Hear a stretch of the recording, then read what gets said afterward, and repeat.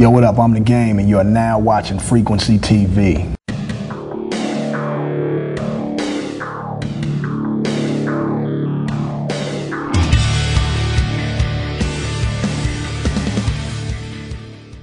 Before I turned on him, I killed Satan and stick my red flag in the ground. It's Red Nation. Here we are with Red, my favorite album out of the four. For a lot of reasons. Number one, Dr. Dre's back. He was supposed to executive produce the album, but he said if he executive produced it, he would probably be too critical and it would take about as long as Detox to finish. So we decided that he would just oversee it, contribute beats, production, and lend his voice.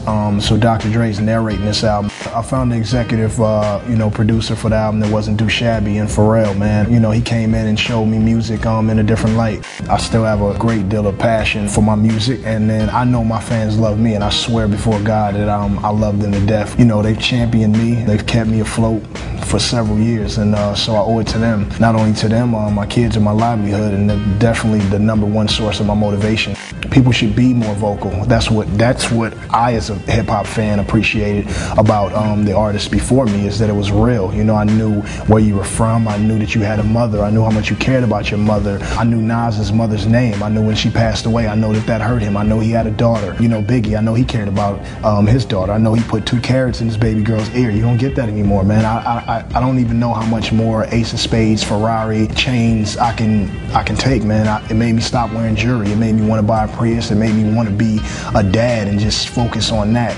I wrote, the first record for the Red album like I wrote West Side Story on the documentary. I go home and I hug my mom like I hugged her the first time I could really squeeze her, where she could feel how much I love her. I just rededicated myself to everything that I love doing. What I discovered with the completion of the album is that RED is, also short for redemption. I look in the mirror and, I tell myself, you could be better today than you were yesterday, man. And I repeat that every single day, no matter where I am. I'm trying to give off nothing but positive vibes, but I am human. And, the devil is alive and well and running around, everywhere. And, and there's temptation and lust and all of that. But just trying to fight the feeling, man, like everybody else. As long as I know that I'm doing the best that I can to be positive, then I can't be judged by no one but God. So I walk that way.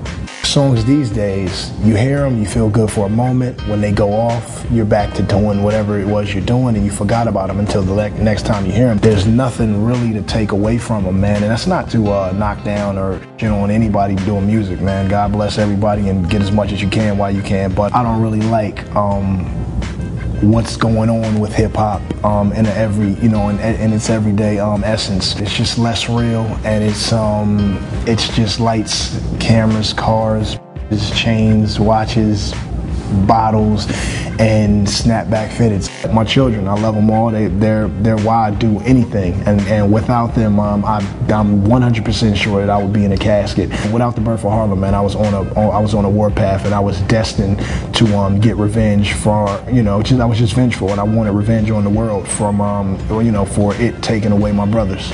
I'd never worked with Pharrell. I didn't really too much care for Pharrell, and he didn't know why, and I didn't even know why. I just picked him not to like for some reason, but we got in and we developed a friendship, and he's been championing me for the last 12 months, man, going around telling anybody who's anybody the Game is one of the most slept on MCs in hip-hop history.